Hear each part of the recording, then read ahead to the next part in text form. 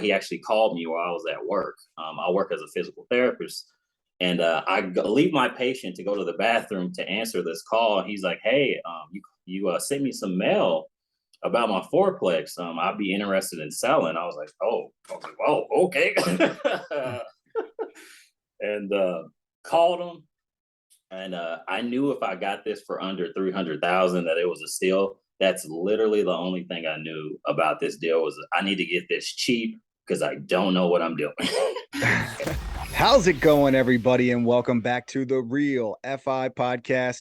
I'm your host, Patrick McGrath, with my co-host, James Rippion. How's it going today, James? Going well, Patrick. And for those watching on video, you'll see this terrible glare that I got coming in from my office. The sun must be shifting with the seasons. So we'll get that taken care of for the next video. But in the meantime, we got our buddy Rodney Harris here. He's going to be talking to us about real estate, investing, personal finances, and we are excited to get into it. So, Rodney, why don't you tell us and our listeners a little bit about yourself, give us a little bit about your background, and just bring us up to the present. Yeah, so my background, basically, I was an athlete. So everything was kind of not given to me, but that world is just, it kind of motivated me to get into investing. I wanted to to be rich. I didn't know how I was going to do it. I wanted to be a bodybuilder, so I became a bodybuilder in 2013 or so, and I wanted to make a living bodybuilding. And I quickly found out that you have to take way more stuff than what I was willing to take to get to the level where you can make some kind of money. So I pretended in 2014 to be a 2015 to be a wholesaler. Knew nothing about wholesaling. Knew nothing really about real estate in general. I was just using it to meet people. Didn't actually invest. Didn't really look at any deals. I just went just to show my face. Kind of speeding past that. I got engaged and I got married. But before that, we stayed with our brother for a year. Actually, after we got married, because I couldn't afford a house mortgage because she was in medical school, and it was just me supporting two people. I said, "Wow, I cannot afford a mortgage." She said, "Hey, why don't you read this book?" The book was Rich Dad Poor Dad. And I started tearing into the whole Rich Dad series. Every single book in the Rich Dad series, I read. And I sent out mail to owners that I knew were older because I knew they still read the mail. Ended up getting the deal, negotiating it by myself, and getting that deal. I didn't really have any help from anybody in my family. My dad, I love him. He hates this. He hates when I tell this part of the story. But we were in Nebraska Furniture Mart, and he wanted to get into real estate investing himself. And he said, "Son, if I can't do it, you can't do it." But I saw Jay-Z's interview, and he said his uncle actually told him that same thing. He was just projecting his fears onto me, basically. So I didn't hold that against him. But keep in mind, I have nobody in my family that does this. So I'm reading ferociously. And I said, "Dad, hey, I'm going to get this property and you're going to help me." And he said, "Whatever." And I closed on the property, called my dad. And basically, ever since then, he has been my number one supporter in my real estate business. So I ended up. Let's dig into that a little bit. Like, where do you think your dad was coming from? Because it was definitely probably a point of fear, but like in your experience with him, like what was his limiting factor that really was making him be a little negative towards what you're trying to pursue?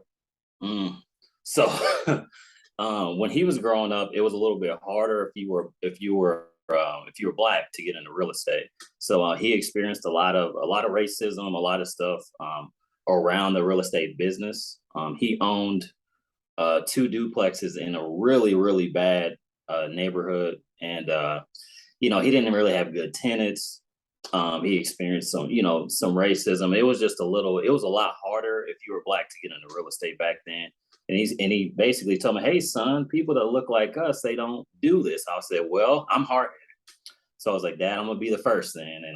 And because I see other people that look like me that are out here doing it. So yeah, so I think it was around that reason, and he cares. I know he wasn't trying to discourage me, but It was you just know, based on his experiences in the world, hmm and um, just like you, his son, he had that drive, he had that motivation to do it, and it just didn't work out because of, the environmental situations, the cultural situations at the time. But here we are, in 2015, 2022, sitting here, like I would like to think that things have changed in the world to make it, you know, as equal as it can possibly be for the time frame that we're in. And, here you are proving to your dad too that you can do it and it can work out. So let's continue the story on there. So tell us about that first deal. Like, what was it? How did the partnership work after with your dad? All of that kind of stuff. yeah. So the first deal, I had actually looked at that block for 2 years. I used to drive that block, and I said, okay, this spot's going to blow up. Keep in mind, I don't know. I'm looking at books at this point. Books are my mentors, so I'm like, dang. I'm like, okay, the medical center is right down there. This will be a perfect spot, and I need to be in the fourplex because I'll get more rent, and I think that'll help me. So I'm thinking like really, really a rookie. So I sent 13 pieces of mail. I got, I want to say I got four responses back, five actually. One guy just basically said "F you." I was like, all right, whatever. I was in sales before for 2 years as a personal trainer, and so I was used to that. I was like, whatever. And I ran into a guy who had two fourplexes, and I actually met up with the guy in the parking lot, and basically he was at the time for me, he was too high. So I was like, dang. I was like, I can't do that. And another guy, he actually called me while I was at work. I work as a physical therapist. And leave my patient to go to the bathroom to answer this call. He's like, hey, you sent me some mail about my fourplex. I'd be interested in selling. I was like, okay. And called him, and I knew if I got this for under 300,000 that it was a steal. That's literally the only thing I knew about this deal was I need to get this cheap because I don't know what I'm doing. Yeah, and I got to say, you Exactly. sent only 13 mailers and you got 5 responses, 4 of which sounded to be really good. Like, I Mhm. kind of want to dig into that a little bit. Like, Mhm. what kind of thing did you write on this mailer that made it, such a high response rate? I think I made it personable. I guess it was just me as a person. There wasn't a organization coming in and buying all this property. Um, I knew the people I was sending it to were older. I actually looked up their names on Fast People Search, and I saw their ages, and I said, okay, they're a little bit older. I need to like cater this like to be like really personable, like I'm a local investor, which I was. And yeah, I got that response. I basically was like hyper niche. That's really what I like to do instead of sending out like 600. I don't have that capability right now, but at the time, that's what I was able to do. And by the grace of God, it worked. So That makes a ton of sense, man. That yeah. makes a ton of sense. Niching down, knowing who your target market is, catering your message to them, catering your pitch to them, and wanting them to help you out. Like it's a win-win for both. Like they want to sell the property, but then they also want to help out Rodney and his family start their real estate investing journey. James and I have been talking about this forever. Real estate is a people business. Mhm. And it's all about relationships, whether it's building relationships with a potential seller, whether it's building a relationship with a potential buyer. It's all relationships. So you went out there and all you could do was build a relationship with the niche people that you were looking to buy a property in the area you were. And it just so happened to be potentially 13 different deals. That's all you had. And you were able to grab one. So let's continue on this story. Did you get it for 300? I got it for 285 actually. And There we go. house. Oh, go ahead. I No, went I to the was gonna guy. say, there we go. That's I went awesome. You went to the guy's house. All right.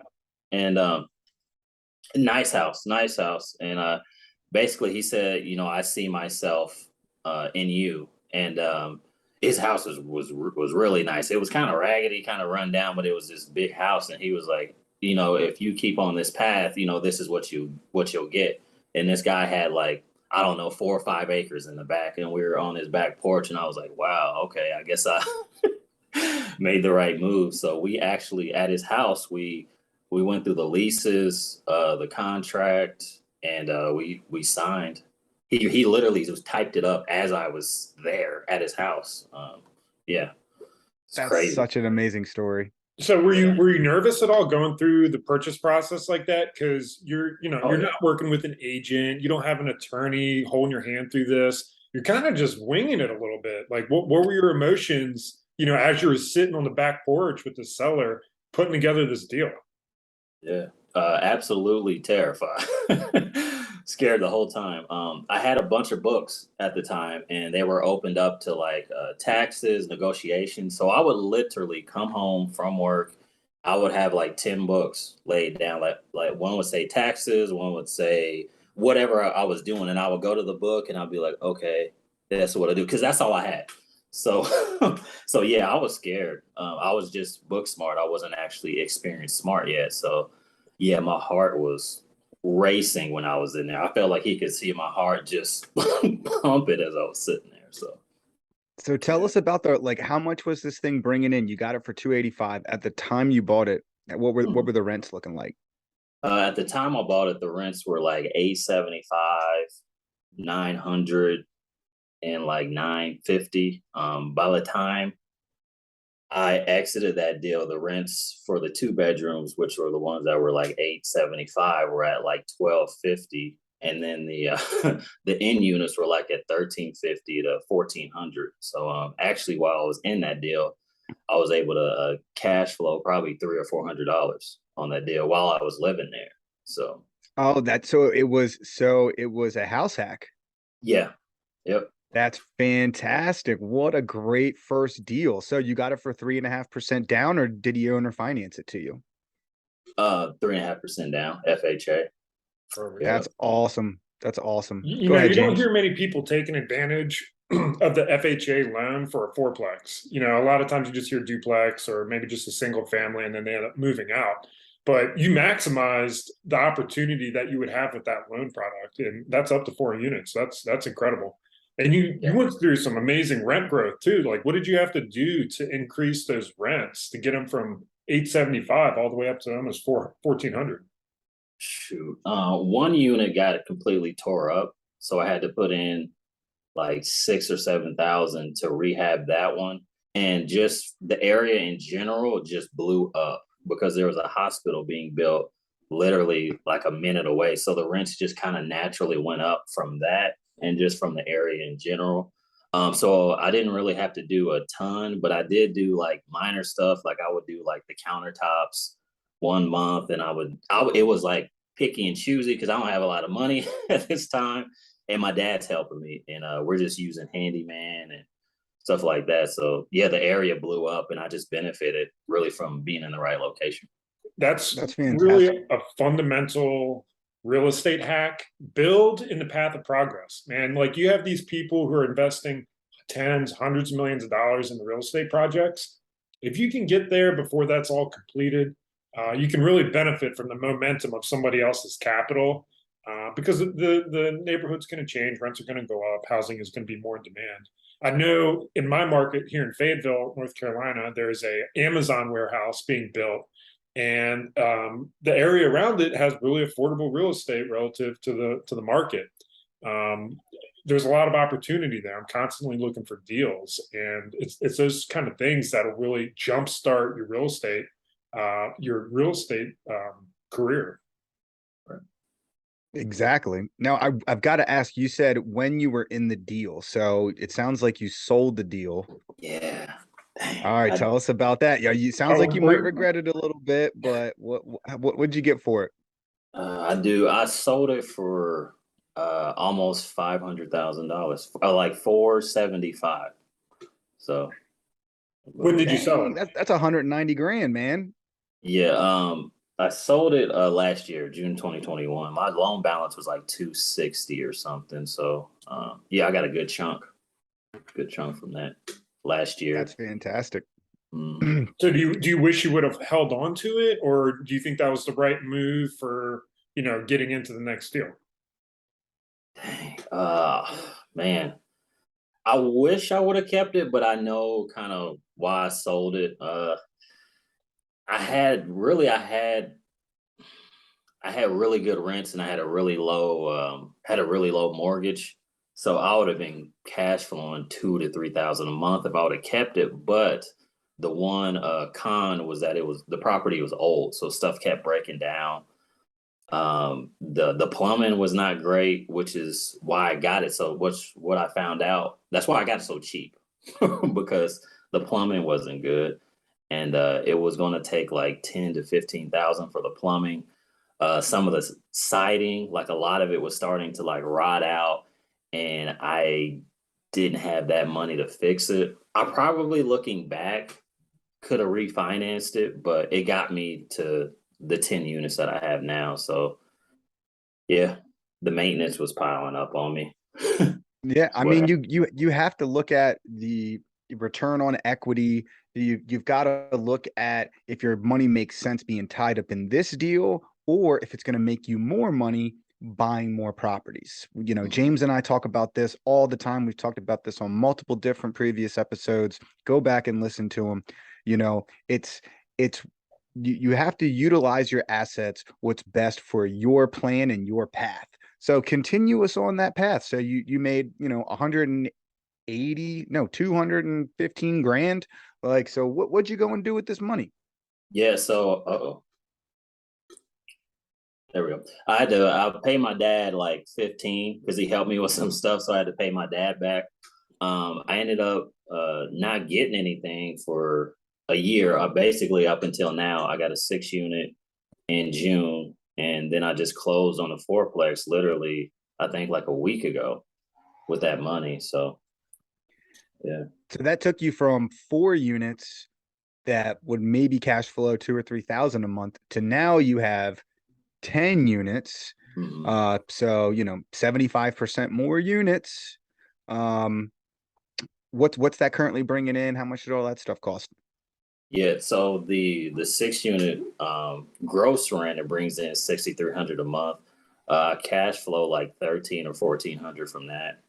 The fourplex I'm in now, since I'm living there, I think I have to pay out of pocket maybe $100 to $200 a month, maybe. The rents are actually going to increase at the end of this month and then at the end of next month because I have two leases coming up for renewal, and then I'll basically be in the same position I was with my first fourplex. So That's fantastic. So you got into another fourplex that you're house hacking in, living for free, and you got a 6 unit out of that first deal. I mean, right. that's stacking up and leveling up like we really haven't heard before on the podcast. James, I mean, what's your thoughts here, man? Well, I think it's incredible. I need to know, can you use FHA loan twice? Did you use it twice to get the second house hack 4 unit that you're doing now, or did you just put more money down for a different conventional loan?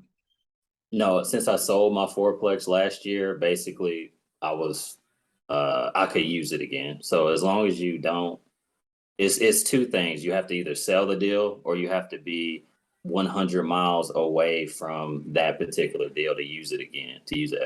FHA loan. Okay, So cool. Or you could, if you don't do it in you and your spouse's name, one of you can do the FHA loan and you can have two. right. So, but with that, you have to be residing in the property. So there's some things regarding that, but as long as you're always working on it for that first year, you can't move in yet. But Right. you know, that's not legal advice, but it's a way around it. So that's Yeah. awesome, man. All right. So now you have 10 units. Um, so tell us about, kind of like what you're working towards to reach your financial independence goal and like what that goal is. You got 10 units, you're living for free, you're bringing in almost 1,500 a month cash flow, which I'm sure it's going to continue to grow. Like what's your journey going to continue to look like? Well, I really want to get into self-storage. One of my goals is to basically, obviously, cover me and my fiance's expenses, and then go to 10,000, go to 50,000, go to 100,000, and um, a million really would be my goal. Well, close to a million, simply because I want to have an accountant, my own lawyer. Certain things, obviously, if I don't hit a million, I'll be okay. That's just a personal goal.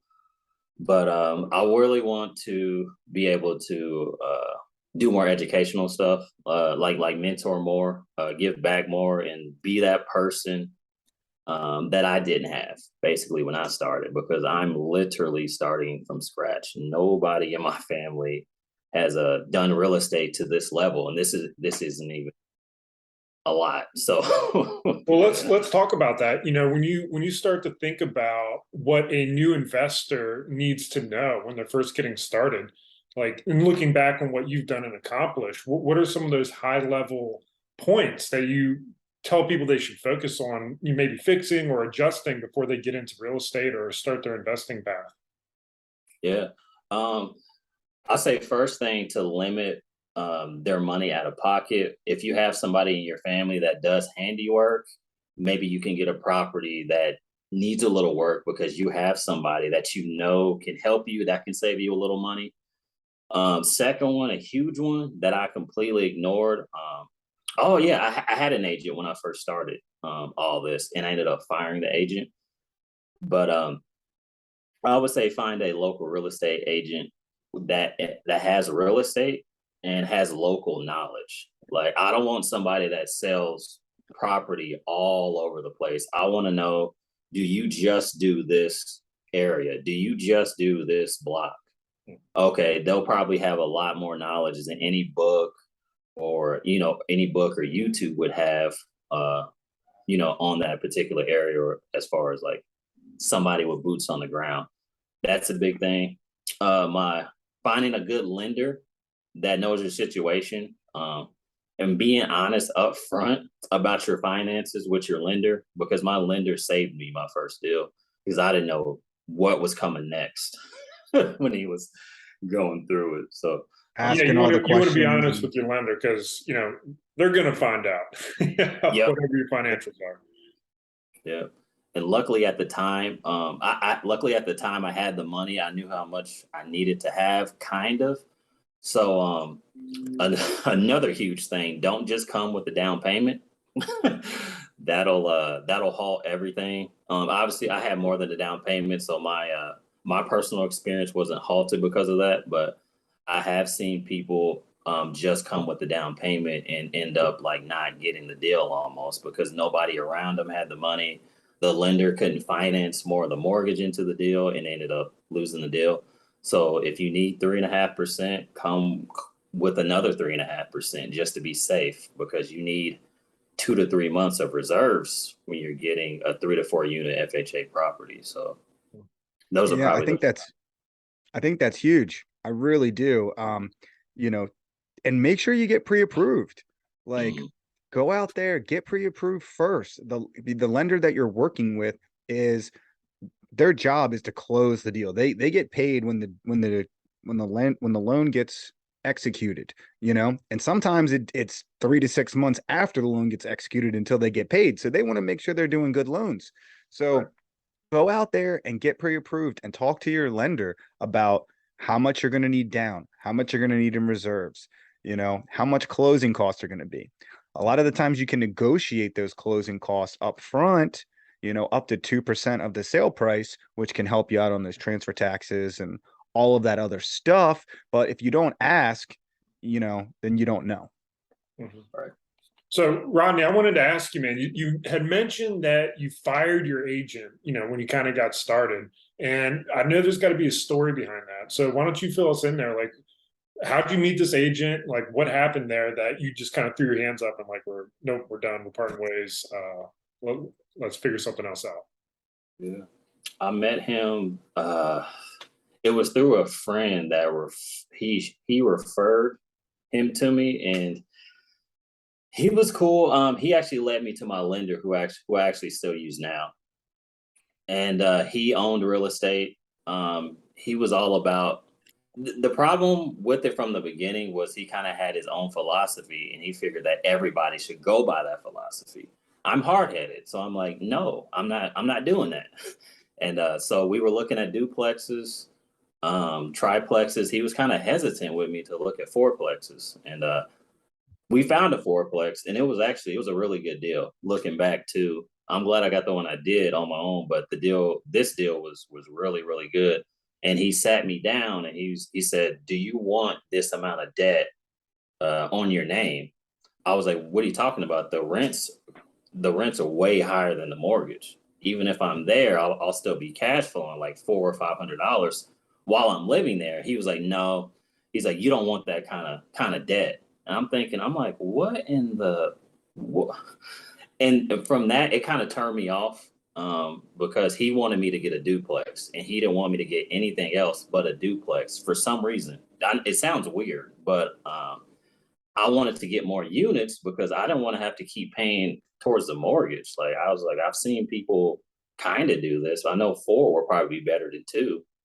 I'm not Yeah. super, but I know four is better than two. So, Exactly, man. I love that. Like you knew what you wanted and you weren't going to let because even though you were knowledgeable enough, you know, you made the decision like, hey, this is what I want, and if you're not going to help me out, I'll go somewhere else. James, what do you think? I think that's 100% right. I mean, that agent must have had, some sort of limiting belief. My thought is he hadn't got the 4 units yet. So no way this new investor is coming to scoop up underneath him and, do more than he's been able to do so far. So, right. I think that goes to whenever you work with anybody, lawyer, accountant, agent, business partner, if you're going to get into deals, it's good to have a meeting of the minds, making sure everything's meshing right. Because at the end of the day, you need to make sure that you're on the same page or it's just not going to work out. And that's, you want to avoid that conflict whenever possible. So just having those conversations up front, great way to avoid those issues. Right. Exactly. Exactly. Man, I love this.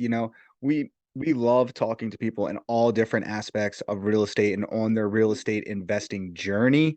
You know, you're you might have that belief that, 10 units, you're just getting started, really. But 10 units is huge, especially to the person who hasn't started investing yet, or the person that just has that duplex. You're doing 5 times better than them, which is awesome. So tell us about like your 3-year goal from like right now. Like how many units do you want to have? Are you going into storage? Like where do you want to be and how do you plan on getting there?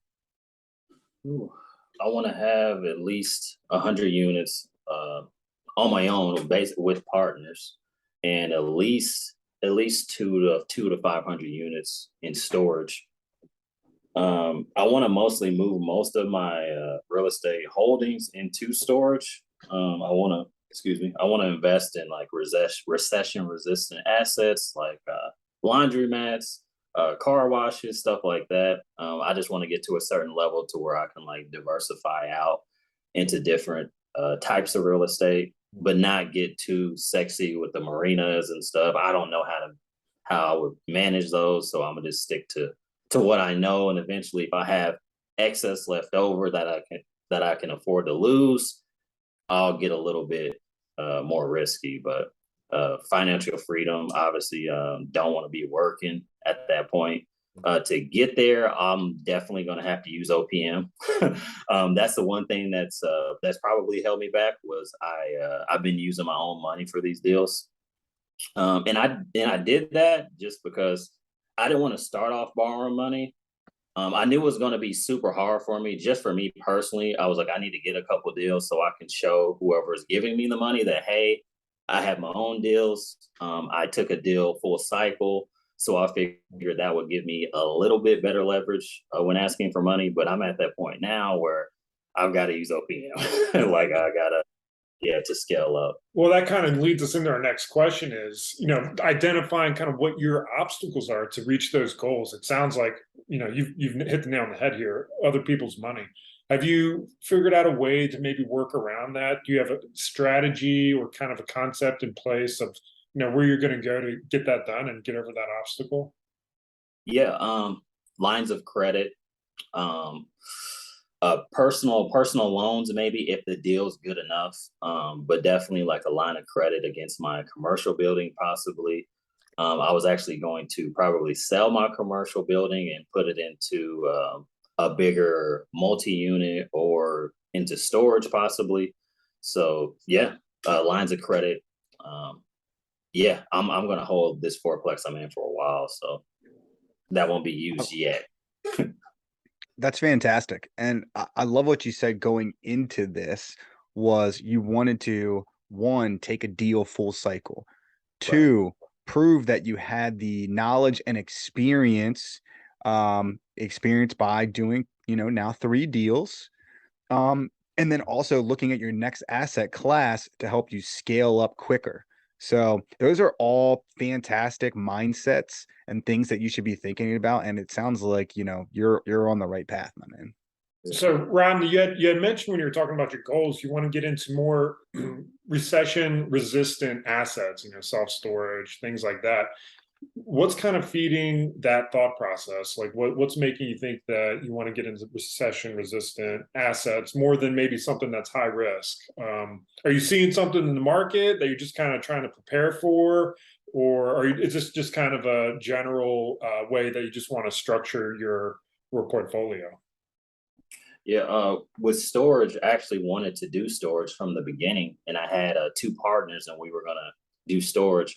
Storage is not, it is not, it's very fragmented. So there's only like 76, there's 76% of storage is owned by mom and pop operators.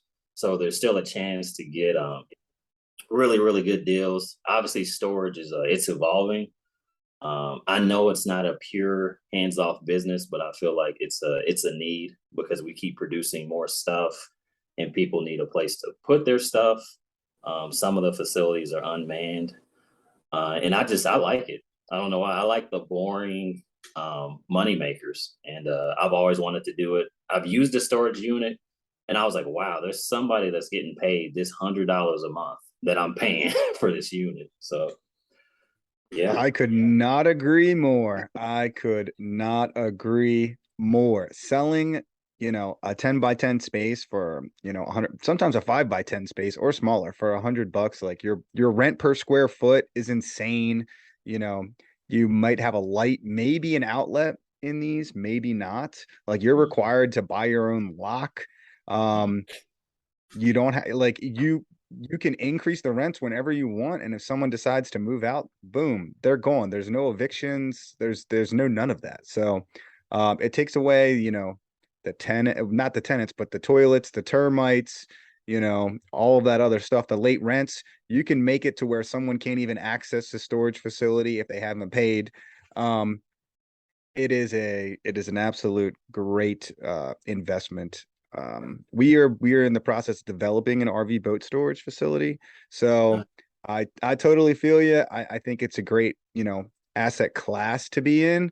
So I love that you're thinking that way. Have you picked a territory or kind of an area that you're looking at? Price range, unit size, any of that?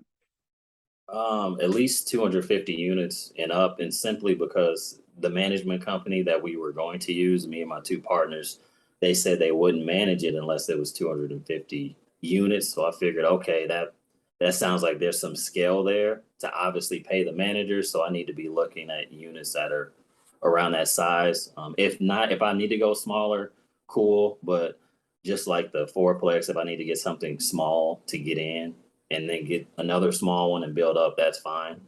So Yeah. Sweet. So, Rodney, I know that, on the side, you're doing this, helping people with their finances and get their things in order so they can start to invest. But aren't you also a real estate agent? yeah.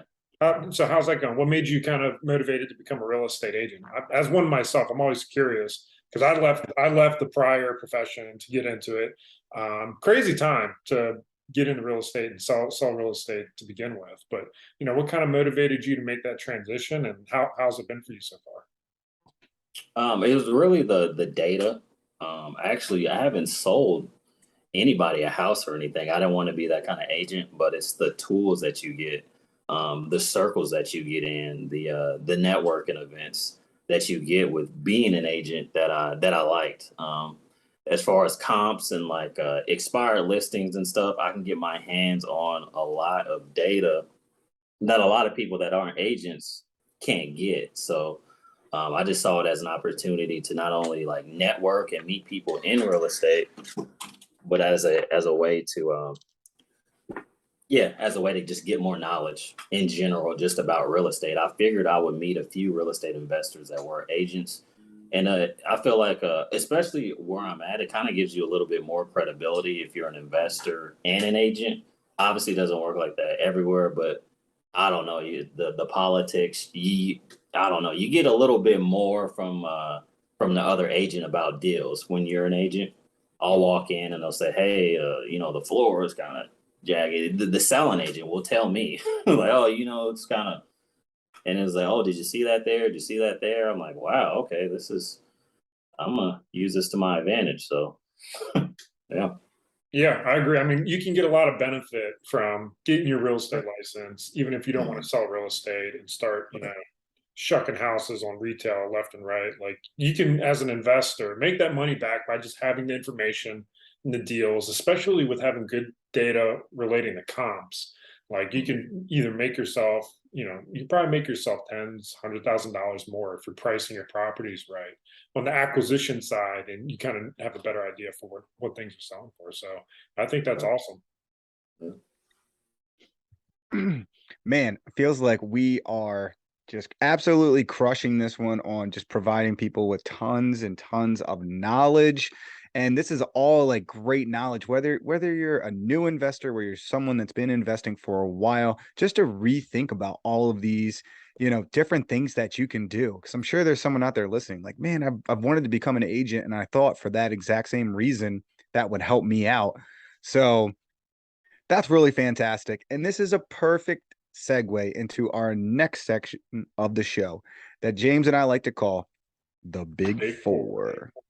All right, So, James, let's kick it Rodney, off. we're going to hit you with some awesome questions here. So, I want you to tell us something that feels like a financial independence hack that you do that really propels yourself and your finances forward. Something that just kind of feels like a cheat code that you know to do. Sometimes a lot of people that answer this question, they give us something that's so obvious, but so rarely acted upon. And some people have really novel things that they suggest. So, what's something that you do that just kind of feels like a cheat code? Man, I would say taking action. And I say that because when you do take action, you'll run into people that will actually help you with your goal. So because I was out looking for that property, I ran into that agent. Because that agent knew I was looking, I ran into my lender. Because my lender knew this person, I would run into different people that would actually help me with my goal. So once I got out there and started running, I ended up finding people that could help me. So I say the biggest thing, like whatever you want to do, if you want to sell fruit, show up to a fruit convention. You'll run into somebody because you're now taking action on it. So it sounds daunting when you're new, but trust me, like when you put it out there, what you want to do, other people will come to you as long as they know what you're doing. So Well, I think the best example that you gave us is you going out pretending to be a wholesaler just so you could go network with people. And you gave yourself that identity to feel comfortable to go out there and take action. And I think people can take notes on that. Like you don't have to be an experienced person to be able to go have a conversation with somebody who's done the things that you want to eventually do. yeah. And people are willing to help. People are willing to help. And people love talking about the things that they're good at and the things that they're doing. I mean, we are huge proponents on this podcast of deciding, committing, and taking action. So I absolutely love your answer. And there we go. We're going to have to send you one of these bad boys. So we call this next one resources. And I'm sure you're going to have some good ones. Are there any particular books, podcast, or people that really shaped your real estate investing journey, your financial independence journey, that have really made an impact on you and you think our listeners would benefit from, reading or going and listening to? Except Rich Dad Poor Dad. Yeah, I know he's about to say that. The whole just at the grace part, the grazing off the top, the whole Rich Dad series, in particular, the ABCs of Real Estate, by Ken McElroy, that just blew my mind up. And that one and the basics of property management, I think it's Ken McElroy. That one completely blew my mind. One that kind of didn't really have anything to do with real estate investing. Well, I guess it kind of did. Was the Babylon, the richest man. Yeah, there you go. And the Seven Cures for a Lean Purse. I literally read that book every year, and that book, for some reason, opened it up for me because I feel like that allowed me to be in real estate. Because to be in real estate, you got to control your money. Nobody gets in is just as terrible with money and lasts, because they'll be out of the game within a couple months. So that really helped me from the beginning, learning those principles and stuff. I love that book, Richest Man in Babylon. I mean, it gives you a time-tested example of, why this is not super complicated. It goes back to what you said before. It just takes action and consistency. Spend less than you make, be smart with your money, and do it for a long period of time. And it's really hard to lose. Right. And good people. So that's yeah. So, Rodney, for this third question, I want you to paint a picture for Rodney's life, business and personal, 5 years in the future. Like, where's Rodney at in the 5 years from now? I want to say traveling, doing masterminds, couple kids, making 50,000 a month plus. Giving 10 times as more value as I give now and every day. Contributing to my church tithings. I want to be able to tithe $1 million, $100,000. I want to be able to really give more when I'm at that point, and to just help other investors get started and continue to grow in their investing careers, not just through units, but through, podcasts like these, books. I actually wrote a book. And so. Nice. Man, I absolutely love that answer, because majority of it was about giving back to others. Like you said, you want to be making 50,000 a month, but you want to be giving out 10 times that in value. I mean, and that speaks volumes to the type of person that I can tell that you are. And I think James and I can both say that we're going to have you back on in a couple of years to talk about your journey and where you're at, and how it goes about helping everyone out there. So that's fantastic. For everyone out there that wants to get in contact with you, that wants to get that book, where's the best place for them to find Rodney, and to tell them, about the experience they had listening to you on the podcast? At Rodney Investor is my Instagram. TikTok is the same. At Rodney Investor. Facebook, Rodney Harris Jr. and LinkedIn, Rodney Harris Jr. And yeah, those are the four I'm really on. I'm really on Instagram and Facebook mostly. Getting into TikTok, I'm trying to get into the TikTok game. So yeah. Same here. It's kind of tough out there on the TikTok world for us real estate investors, pitching to 14-year-olds. But man, all right. I absolutely love it. Rodney, this was such a great episode for all of the investors that we have out there, big or small, new or experienced. We've dropped a ton of knowledge. We've talked about a ton of stuff. So if you like this episode, please go leave us a review. Whether it's a good review, whether it's a bad review, just do something for the algorithm. We really appreciate it. Apple, Google, Spotify. You can leave us a review on our website at therealfi.com. You don't even have to go to any of those places. And if you're watching on YouTube, we appreciate you. We finally hit over 100 subscribers. We're blowing up. And we'll catch you guys next time. See you. See you guys. Thank you for listening to the Real FI podcast, where you learn from the investors that have lived the hard lessons for you. To connect with us during your pursuit of financial independence, be sure to join our community by following us on Instagram or emailing us at info@therealfi.com. If this content made you financially, mentally, physically, or spiritually richer, please make sure to leave us a positive review on your preferred content platform. Cheers to kicking the 9 to 5.